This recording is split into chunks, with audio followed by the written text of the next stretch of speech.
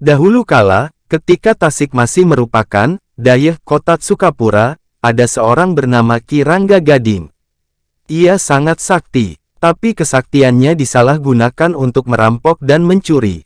Ki Rangga Gading tidak pernah tertangkap, karena ia bisa mengubah badannya menjadi binatang, pohon, batu, atau air.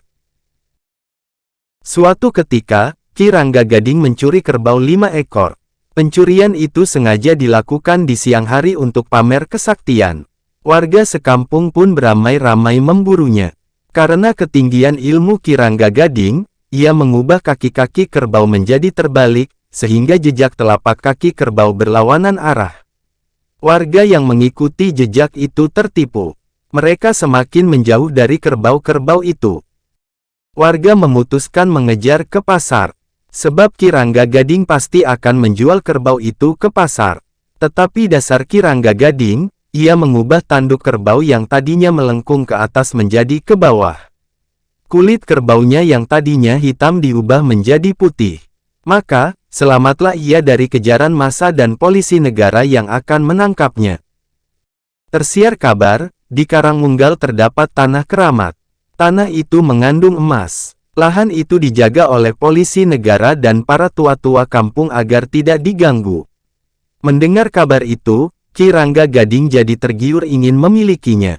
Ia segera naik ke atas pohon kelapa. Setelah sampai di atas, dibacoknya pelepah kelapa yang diinjaknya. Dengan ilmunya, pelepah itu terbang melayang menuju Karangmunggal.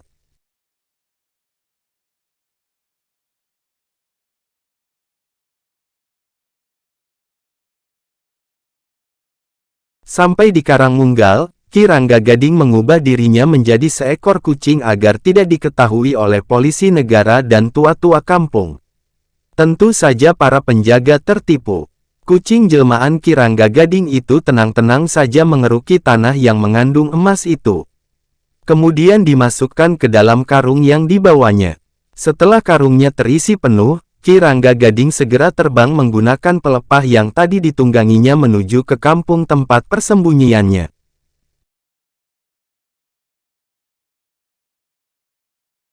Sebelum tiba di kampungnya, ia turun ingin berjalan kaki. Di tempat yang sepi, ia istirahat sambil membuka hasil curiannya. Lalu ia mengambil segenggam dan ditaburkan supaya tempat itu menjadi keramat. Sampai saat ini tempat itu dikenal dengan nama Salawu, berasal dari kata Sarawu, segenggam.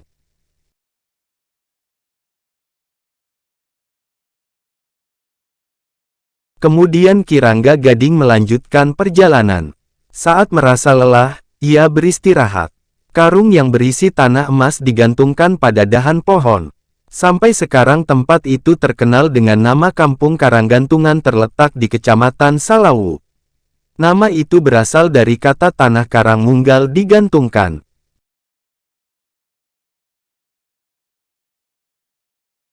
Ki Rangga Gading melanjutkan perjalanan lagi. Setelah lama berjalan, ia mulai banyak berkeringat. Ia berhenti untuk mandi dulu di suatu mata air. Karung yang dibawanya digantungkan lagi. Tapi karung itu berayun-ayun terus guntal-gantel tak mau diam. Sampai sekarang kampung itu dikenal dengan nama Kampung Guntal-Gantel.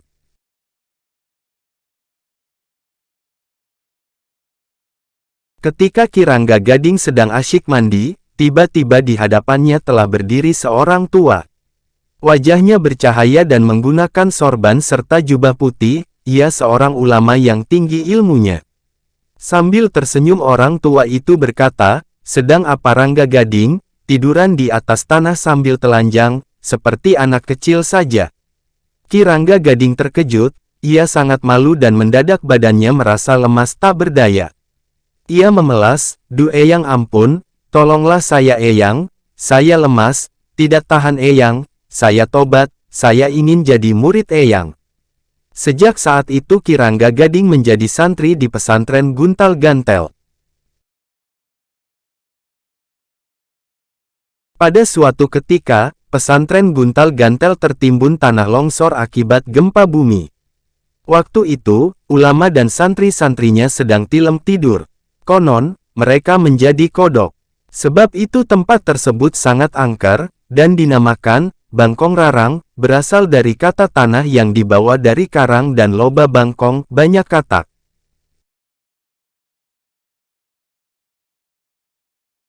Sampai saat ini, Bangkong Rarang dan Guntal Gantel masih ada, tetapi hanya berupa tumpukan pasir di tengah sawah yang luas. Barang siapa berani masuk dan menginjak lahan itu akan merasakan akibatnya. Bila ada burung terbang melintasi lahan itu, ia akan jatuh dan mati seketika. Bila bulan puasa tiba, di tengah malam saatnya sahur, sering terdengar sayup-sayup dari tempat itu bunyi beduk. Jangan heran sebab itu adalah suara beduk santri-santri dari pesantren Guntal Gantel yang tilem dan dipimpin oleh Ki Rangga Gading.